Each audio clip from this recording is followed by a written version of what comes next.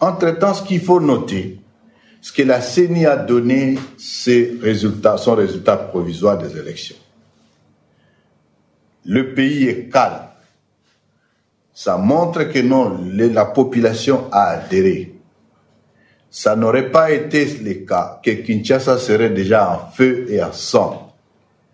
Le pays est calme à la suite de ces élections et toute la pression qui était sur tout le monde est plus ou moins derrière nous, son action. Et je l'ai précisé, au niveau de la Cour constitutionnelle, nous aurons deux choix.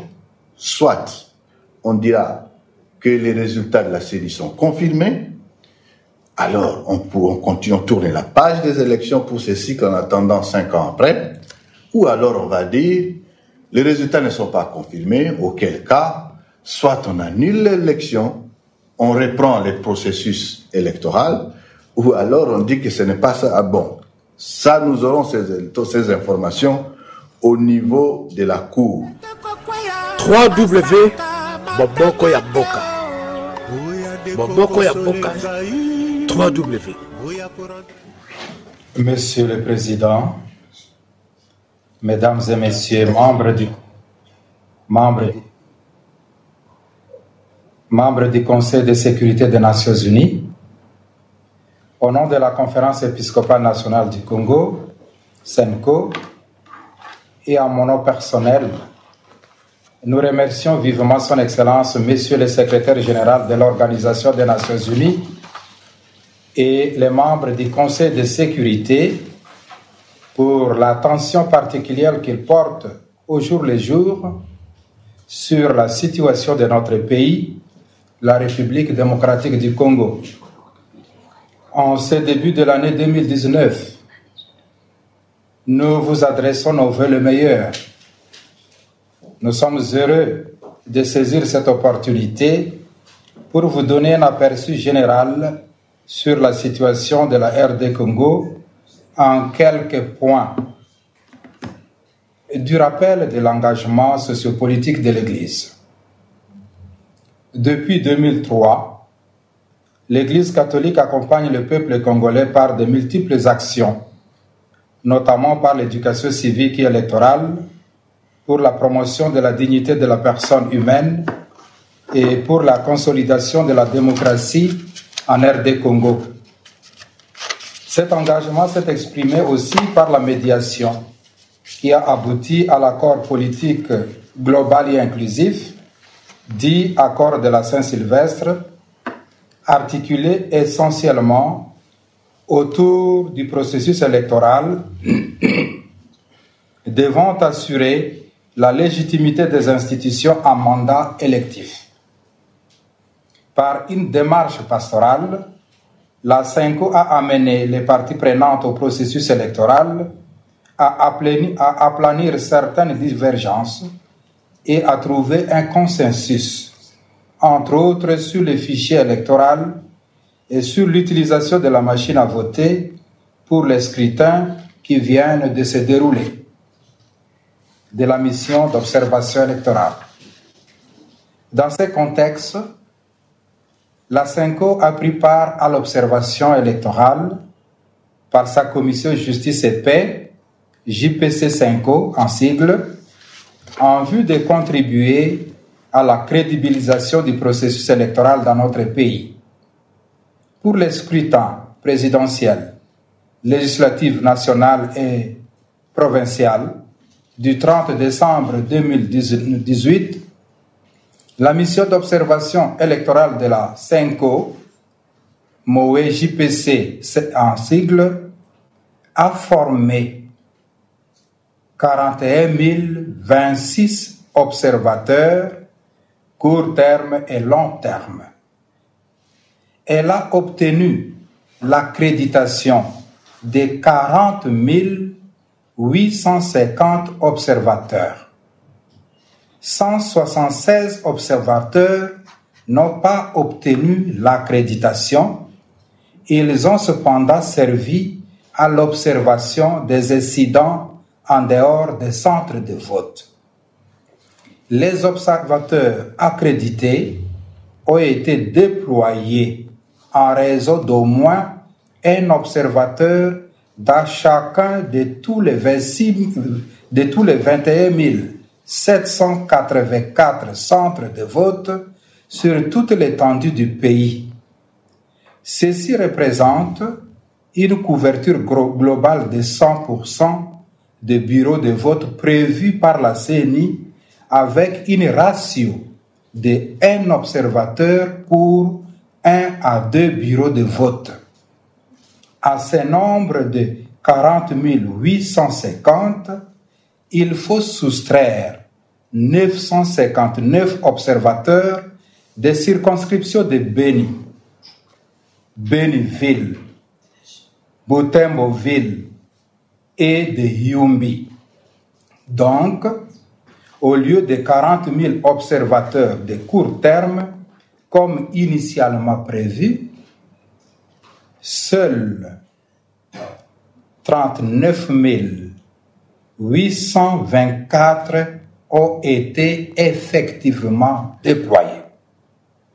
Jusqu'au moment de la coupure des SMS, la mission d'observation de la CENCO avait déjà reçu au moins 43% des données transmises par ces observateurs situés dans les zones couvertes par la téléphonie mobile, ainsi que ceux qui se trouvaient dans les zones non couvertes, mais détenant des téléphones satellitaires de marque Touraya. Il s'y est de mentionner que notre mission d'observation a travaillé en synergie avec d'autres observateurs accrédités, notamment ceux de l'Église du Christ au Congo, SCC en sigle, de la synergie des missions d'observation citoyenne électorale, SIMOCEL en sigle. Mais elle a fait ce travail en toute indépendance vis-à-vis des partis et plateformes politiques et n'a reçu aucun financement de la méthodologie. Pour la collecte et la transmission des données, la mission d'observation de la CENCO s'est dotée d'un centre de collecte et de traitement des données avec un call center composé de 408 agents qui étaient en interaction avec les observateurs de terrain. Pour permettre la transmission des données dans les zones sans couverture des réseaux téléphoniques et pendant la coupure des SMS, la mission d'observation électorale de la CENCO s'est dotée d'un lot de 600 téléphones Touraya. Ceci a permis à la mission d'observation électorale de la CENCO de collecter les données de plus de 13 110 999 sur les 18 329 318 suffrages exprimés tels qu'annoncés par la CENI, ce qui représente plus de 71,53% des suffrages valablement exprimés compilés par la CENCO. Du traitement. Pour parvenir aux tendances des résultats obtenus par les différents candidats à la présidence de la République, la mission d'observation électorale de la CENCO a procédé par un comptage parallèle des voix PVT basé sur un échantillon représentatif de 10,72% des bureaux de vote appliqués proportionnellement à chacune des circonscriptions électorales des députés provinciaux, c'est-à-dire les territoires pour les milieux ruraux et les communes pour les milieux urbains, ce qui a donné un total de 7 886 bureaux de vote qui devaient servir au comptage parallèle de voix. Cet échantillon a été tiré de manière aléatoire avec une marge d'erreur de 1%, une marge d'erreur stricte de 1%, le degré de confiance étant de 95%. À cela s'ajoute une autre vérification sur base d'un échantillon représentatif de 42,92% des suffrages valablement exprimés qui valident les tendances dégagées précédemment. Finalement, les tendances sont restées relativement pareilles après la compilation des 71,53% des suffrages valablement exprimés. Du scrutin du 30 décembre 2018. Les scrutins se sont déroulés sur tout le territoire national.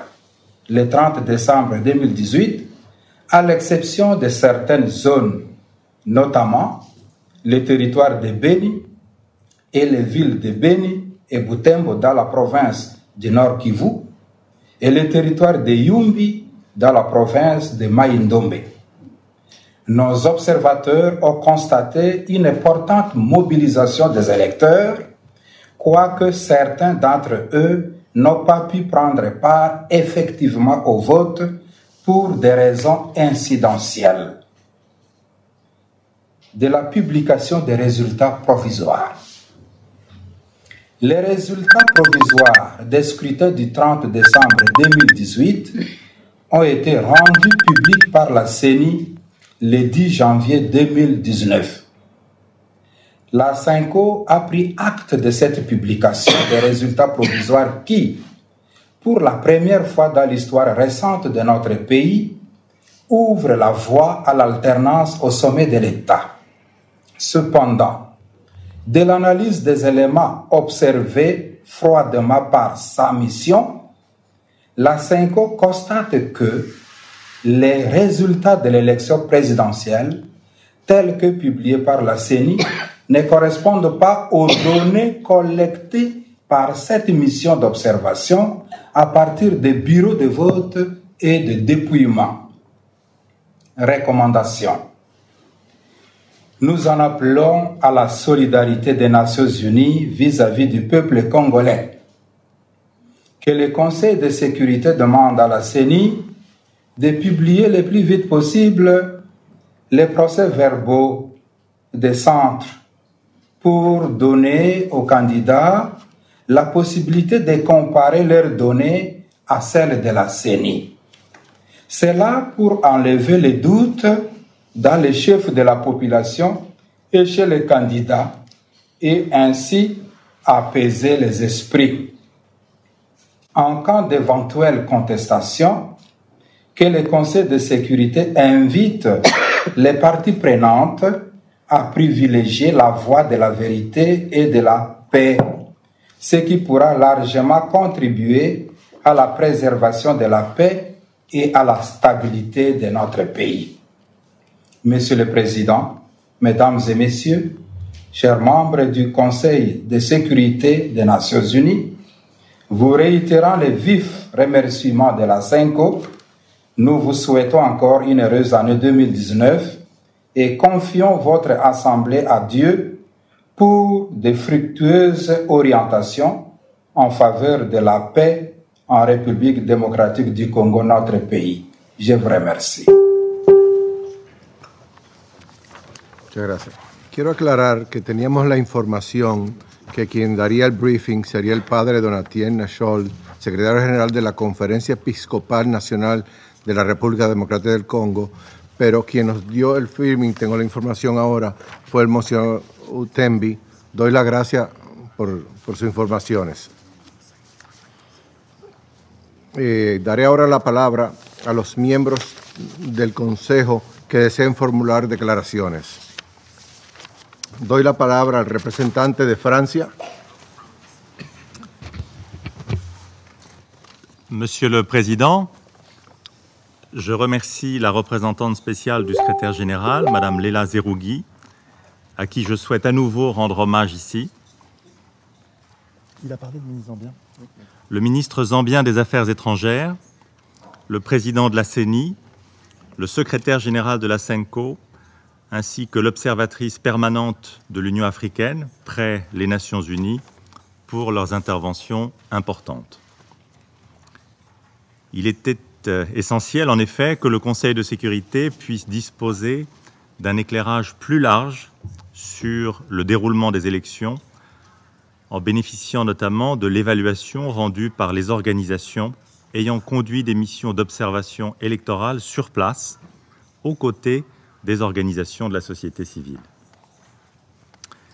La France souhaite tout d'abord rendre hommage à l'ensemble du peuple congolais qui a fait preuve de patience après un report des élections de plus de 2 ans et s'est déplacé en nombre le 30 décembre pour exercer son droit de vote.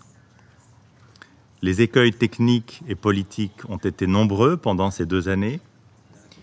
La mise en œuvre de l'accord du 31 décembre 2016 a connu des soubresauts, mais on retiendra avant tout l'image de ces Congolais faisant la queue en bon ordre pendant parfois plusieurs heures pour pouvoir exercer leur droit à choisir librement leurs représentants. C'est un exemple de vitalité démocratique et la France tient à le saluer.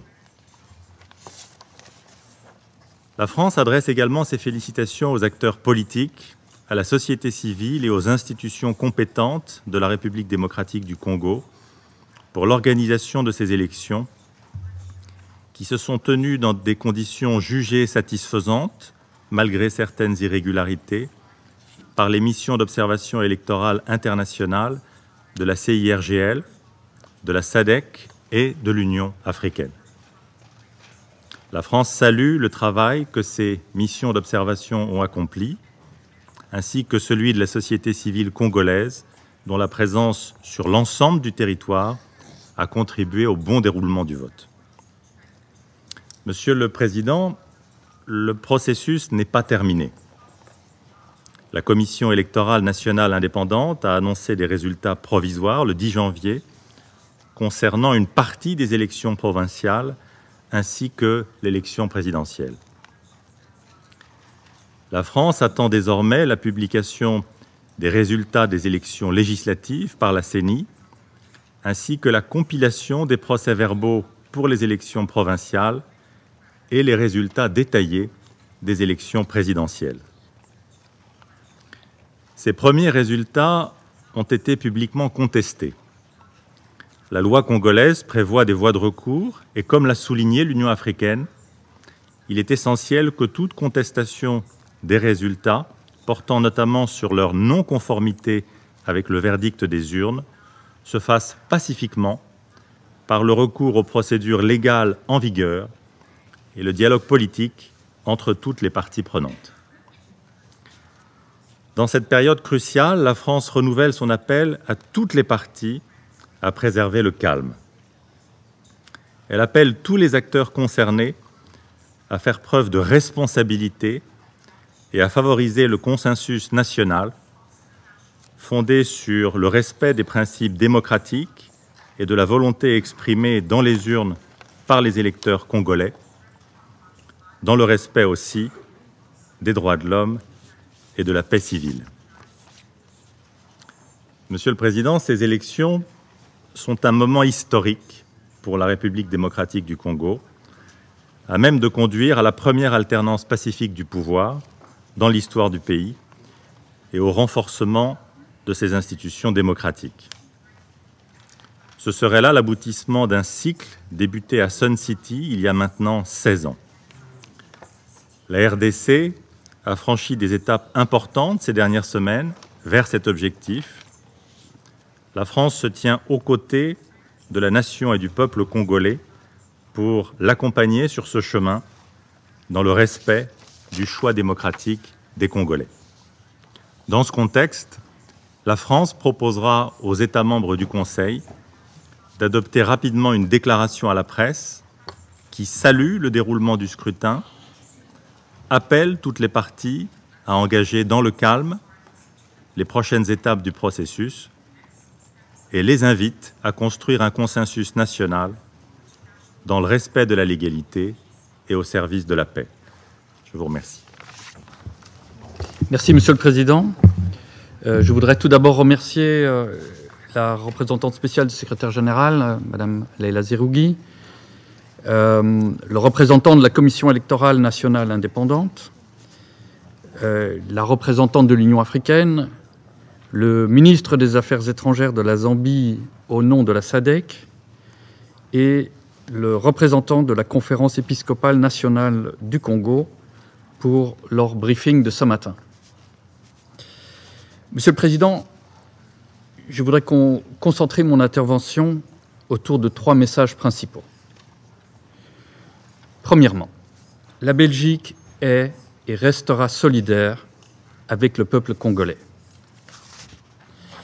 Depuis le mois de novembre 2016 et l'accord de la Saint-Sylvestre du 31 décembre 2016, l'entièreté du peuple congolais, de la côte atlantique jusqu'au Virunga, de Gbadolite jusqu'à Lubumbashi, attendait la tenue d'élections inclusives, transparentes, crédibles et pacifiques. La tenue de telles élections en RDC était cruciale. Elle constitue en effet une étape importante, non seulement dans le processus de consolidation de la paix, de la sécurité et du développement durable et inclusif de la RDC, mais également dans celui de toute la région. Elle s'annonçait comme occasion historique de transfert pacifique du pouvoir pour la première fois de son histoire.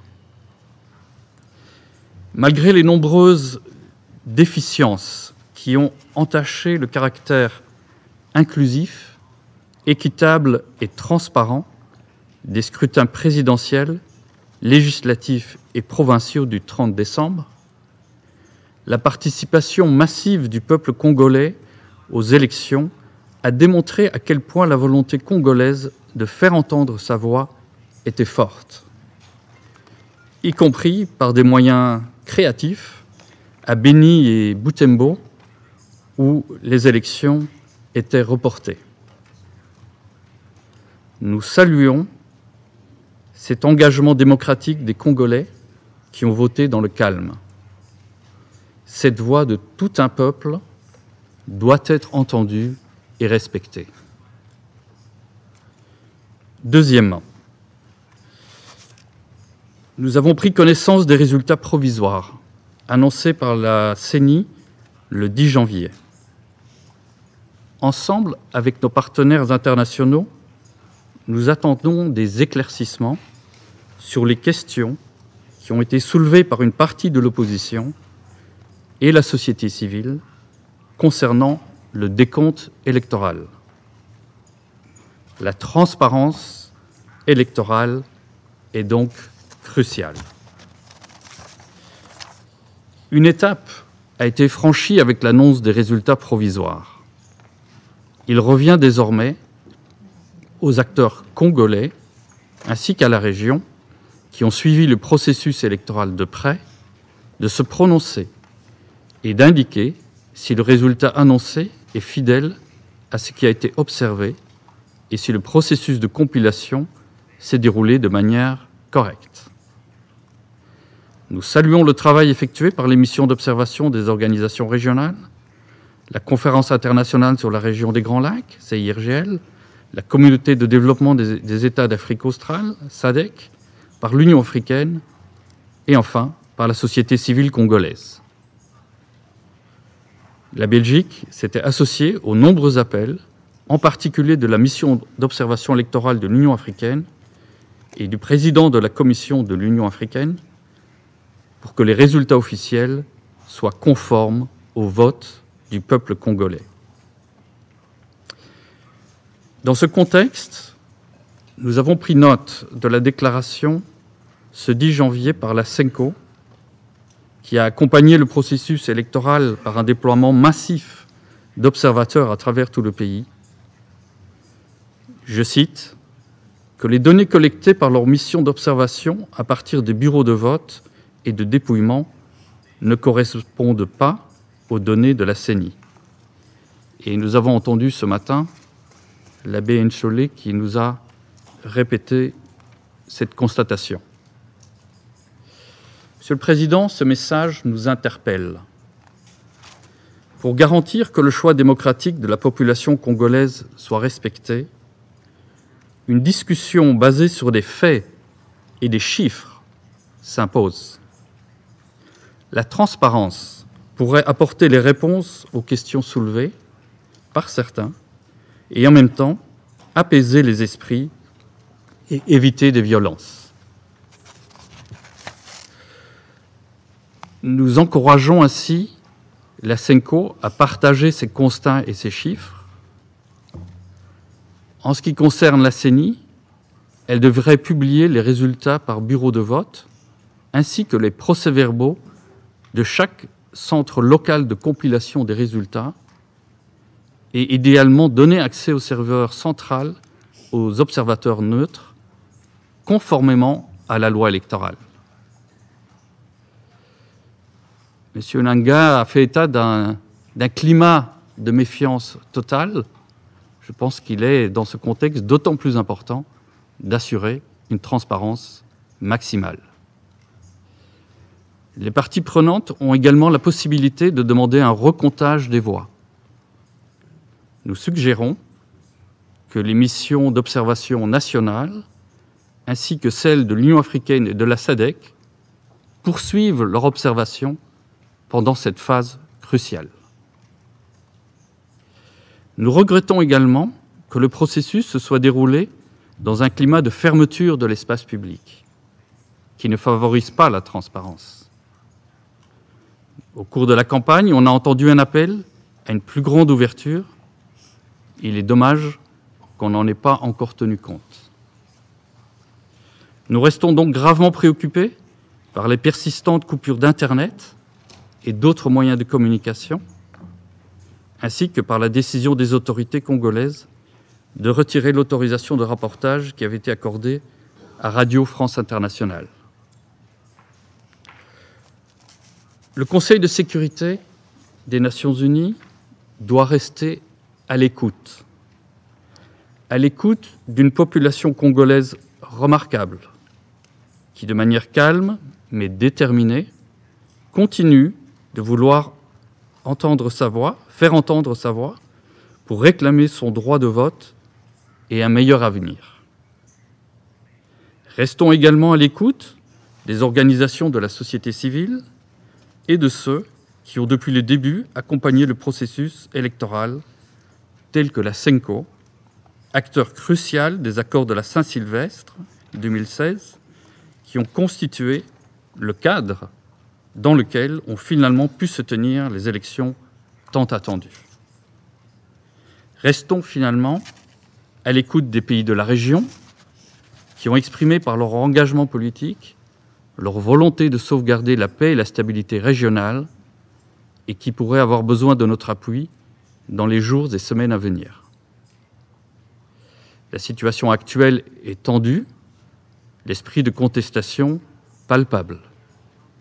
La Belgique se joint à l'appel du secrétaire général et du président de la Commission de l'Union africaine aux principaux acteurs de s'abstenir d'actes violents et à régler tout contentieux électoral par les mécanismes institutionnels établis conformément à la Constitution de la République démocratique du Congo et aux lois électorales pertinentes.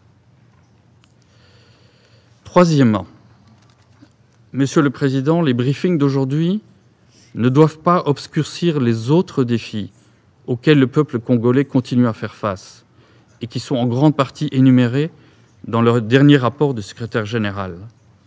Qu'il s'agisse de la lutte contre les groupes armés, des multiples défis humanitaires, du combat contre l'impunité, des défis sanitaires comme l'Ebola ou le choléra, ou encore de la lutte contre l'exploitation illégale des ressources naturelles. Ces défis sont nombreux et la Belgique restera engagée auprès du peuple congolais.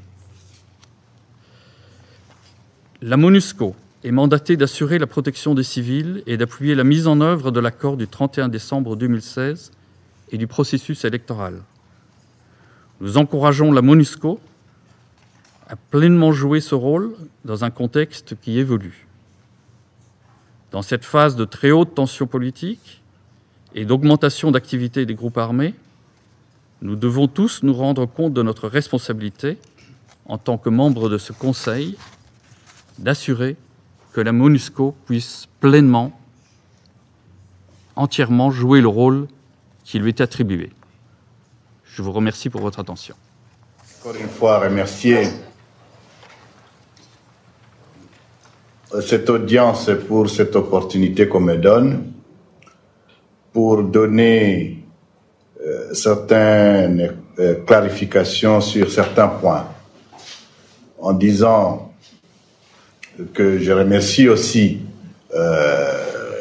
le président de la CENCO pour certains détails qui proviennent de leur mission d'observation, en disant néanmoins que la loi prévoit que l'observation présente son rapport à la CENI.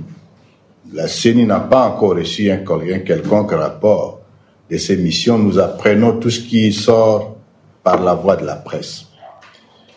Entre-temps, je voudrais, en termes de clarification, dire 3 points. Que les élections en République démocratique du Congo sont organisées conformément au cadre légal qui commence par la Constitution, les lois et les actes réglementaires qui organisent ces élections. Ce faisant, la CENI a annoncé les résultats provisoires en conformité avec ce cadre légal. Deuxième point, c'est que la CENI note, bien entendu, le fait que les élections, comme je l'ai dit à mon introduction, présentent beaucoup de passion. Au point que, pour certains, tant que ce n'est pas tel candidat qui est passé, ça ne sera jamais bien. J'ai précisé à mon introduction que nous avons conduit ce processus pendant 3 ans et que chaque étape, du moins à chaque étape, il y a demande ou exigence qu'on clarifie ceci, qu'on fasse ceci. Tout cela est dû au fait de la méfiance qui caractérise tous les acteurs. Je ne m'attendais pas à autre chose qu'à l'annonce des résultats, il y ait quand même des gens qui disent que non, ils ne sont pas d'accord, ils sont d'accord. Et c'est ça la démocratie. Entre-temps, ce qu'il faut noter, c'est que la CENI a donné son résultat provisoire des élections. Le pays est calme. Ça montre que non, la population a adhéré. Ça n'aurait pas été le cas que Kinshasa serait déjà en feu et en sang.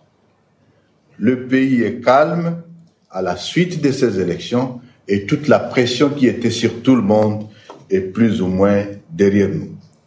Entre-temps, la CENI, conformément à la loi, il est dit que nous venons de publier les résultats provisoires. Je répète bien que ce sont des résultats provisoires. La loi prévoit qu'après avoir présenté les résultats provisoires, ceux qui ne sont pas d'accord vont aux instances compétentes et nous nous préparons à cela. Si clarification ou autre chose à donner, la CENI ne va pas présenter des clarifications à autre instance que là-bas. Au niveau de la Cour, qu'on amène les éléments et la CENI va présenter les éléments qui ont dirigé son action. Et je l'ai précisé, au niveau de la Cour constitutionnelle, nous aurons 2 choix.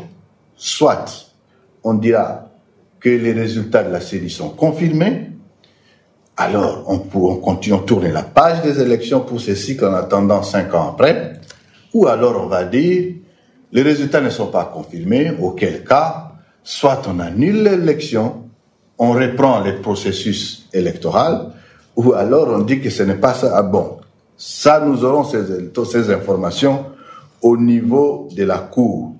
Mais prétendre ici, je ne peux pas prendre l'engagement que je violerai la loi en disant que non, les résultats que j'ai présentés, j'ai encore les donner à une instance autre que la Cour pour clarification ou certification. Ce n'est pas prévu dans la loi congolaise. Pour le reste, n'oublions pas l'essentiel, nous l'avons dit. Le dialogue va demeurer. Et nous l'avons si bien dit que, quelle que soit la personne qui va gagner, quelle que soit la suite qui sera donnée à ces élections, les Congolais doivent se parler. Ils doivent se dire des choses. Ils doivent se regarder et dire, bon, nous voici à ce niveau, qu'est-ce qu'on fait? Mais mon conseil, en tant que ça, ce n'est plus, je ne parle plus comme dans les cas de, je parle comme Congolais. Mon conseil serait que non, on a organisé ces élections dans des conditions difficiles. On a organisé ces élections avec des challenges impossibles. La République démocratique du Congo, c'est un pays continent. Il y avait tous les éléments qui faisaient en sorte qu'on n'arrive pas là où nous en sommes. On ne peut pas balayer des revers de main tous ces efforts fournis par les uns et les autres et continuer à penser qu'on doit faire, on restait dans un éternel recommencement. La CENI a donné les résultats. Les élections, on ne peut pas dire que ces élections étaient parfaites, même aux États-Unis. Nous avons appris les dernières élections qu'il y avait des choses qui s'étaient passées. Est-ce qu'il faut pour autant remettre en cause et tout? Non. Deuxième étape. Nous avons, à chaque étape, vous devez savoir qu'à chaque étape, il y a toujours des contestations légitimes, probablement. Nous allons travailler pour donner ces éléments aux institutions compétentes et en même temps, nous allons suivre tout ce que nous allons faire. Je ne peux pas prendre ici l'engagement d'aller en dehors de ce que la loi prévoit pour que je me mette à la disposition de telle instance ou telle organisation pour peu qu'ils ont pensé que ce n'est pas ça, ce qui était, que nous venions dire, nous voulons nous justifier devant eux. Non. Nous allons suivre ce que dit la loi et nous espérons que les uns et les autres vont s'accommoder, bien entendu, à ce que dit la loi. Nous verrons la suite que nous donnera la Cour constitutionnelle pour ce qui est des élections présidentielles et législatives et nous verrons ce que nous donnerons les différentes cours d'appel pour ce qui est des élections provinciales. 3 scrutins le même jour, dans un pays comme le nôtre, ça n'a pas été facile. 3 scrutins le même jour, dans un pays comme le nôtre, ça fait 1 mois que nous dormons pratiquement 2 heures, 3 heures par jour. 3 scrutins le même jour, et arriver à avoir ce que nous avons, parce que les Congolais ont voté, et aujourd'hui le calme dans le pays. Mon conseil serait qu'on ne cherche pas à susciter, à réveiller les démons qui dorment. Qu'on ne cherche pas à trouver, je ne sais pas, des justifications pour rester dans l'éternel commencement des négociations et autres. Les élections, on l'a dit, les membres, Monsieur le Président, ces élections sont historiques. Ne faisons pas rater le peuple congolais, ce qu'il a tant entendu. Et nous y sommes, c'est dans quelques jours, parce que d'ici dans 10 jours, nous allons procéder à l'installation de nouvelles institutions, c'est-à-dire la prestation de serment du nouveau président élu, si la Cour constitutionnelle confirme ces résultats, installer l'Assemblée nationale, la nouvelle Assemblée nationale, mais aussi installer les nouvelles assemblées provinciales qui vont nous amener in fine aux élections indirectes, c'est-à-dire l'élection des membres de la deuxième chambre du Sénat, donc le Sénat, mais aussi des gouverneurs et des vice-gouverneurs. Mais pour la province du sud, disons du Nord Kivu spécifiquement, nous précisons que nous avons projeté ces élections au mois de mars prochain. Nous commençons déjà, bien entendu, nous nous préparons en conséquence avec l'espoir que les efforts menés par le gouvernement congolais avec l'appui de ses partenaires sur la maladie à virus Ebola vont porter leurs fruits, mais aussi avec espoir que l'installation du nouveau gouvernement permettra aussi la stabilité sécuritaire à cette région. Et de là, nous disons, pour la province du Nord Kivu, l'Assemblée provinciale ne sera installée qu'après les élections du Nord Kivu. Parce que les indirects y afférents, élections de gouverneurs et de sénateurs, ne se feront qu'après ces élections-là. Voilà ce que nous voulions dire en disant, nous ne sommes pas en train de dire que nous étions dans la perfection absolue.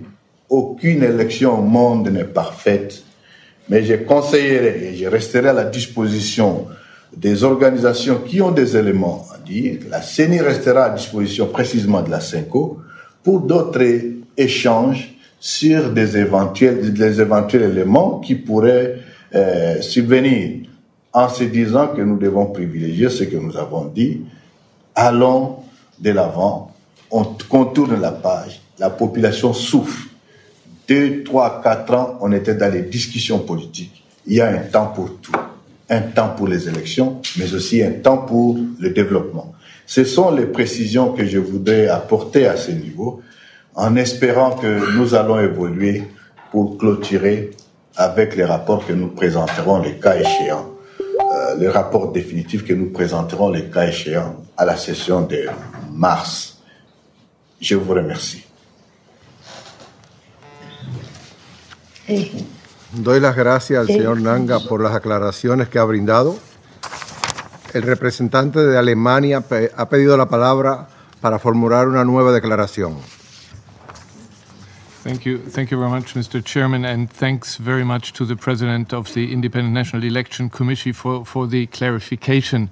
His clarification led me to the following question. According to the information I have, the election results have to be published, full stop. In your, Mr. Chairman, in your explanations, I understood that you said that the election results, the detailed election results, will only go to the Constitutional Court. Perhaps you can clarify this, because I think it's very important that the election results, as were asked by several around the table, according to the polling stations, are published as such. Thank you. Gracias al representante de Alemania. Le doy la palabra al señor Nanga para que responda la pregunta. Merci beaucoup encore une fois. Ce qu'on doit préciser est que l'élection s'est déroulée au niveau de 72 000 bureaux de vote. À ce niveau, chaque bureau de vote ouvre le matin et on clôture les votes 11 heures après, de 6 heures à 17 heures. Une fois terminé les votes, le bureau de vote se transforme en bureau de dépouillement. On fait les comptages manuels, si bien que nous avions aussi les éléments, parce qu'on utilisait la machine à voter, d'autres éléments étaient dans la machine à voter. Après le dépouillement, la loi dit qu'on affiche les résultats. Ça, c'est le premier niveau de publication des résultats. C'est-à-dire, à chaque bureau de vote, on a pu afficher les résultats. Mais il faut faire attention, parce que lorsqu'on publie les résultats dans ce sens-là, en République démocratique du Congo, très souvent, ce qui se passe, c'est quoi? On affiche, il suffit qu'il y ait un candidat qui a vu qu'il n'a pas bien travaillé, ces militants viennent souvent arracher comme ça. Mais ces résultats, c'est ce qui constitue les procès-verbaux. Ces procès-verbaux et les fiches de résultats sont transmis selon la circonscription au niveau central via les centres locaux de compilation. Dans les cas d'espèce, parce qu'il nous intéresse, c'est l'élection présidentielle. La circonscription à l'élection présidentielle, c'est le territoire national. Ce n'est donc pas dans un territoire bien spécifique ou bien une circonscription spécifique qu'on affiche. L'affichage ou la publication de ces résultats au niveau de la présidentielle, c'est fait donc au niveau de national, et c'est ça la consolidation nationale, parce que la circonscription est le territoire national. Ceci dit, ces éléments qui ont été affichés au niveau des bureaux de vote constituent les plis que nous détenons. On envoie certains au niveau des cours et d'autres au niveau de la CENI. Quand on dit qu'il y a des gens qui vont contester les résultats, oui, nous allons amener au niveau des juridictions, évidemment, c'est les éléments probants que nous avons qui nous a amenés à tel ou tel autre résultat. C'est ce que nous avons dit, nous allons pourvoir à ces éléments au niveau de la Cour, d'autant que la loi ne nous dit pas qu'on donne ces résultats à la CENCO ou qu'on les donne à telle autre organisation. Non, nous ne ferons pas ça. Nous les présenterons à la Cour au cas où il y a des gens qui contestaient. C'est de cela qu'il est question.